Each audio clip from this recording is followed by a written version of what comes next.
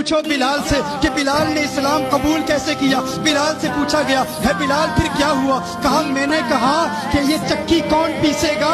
ارے وہ ظالم تو مارے گا۔ لیکن آقا نے فرمایا ارے بلال گھبرا نہیں، آج تجھ غلام کی خاطر میں محمد پوری رات چکی پیستا رہوں گا۔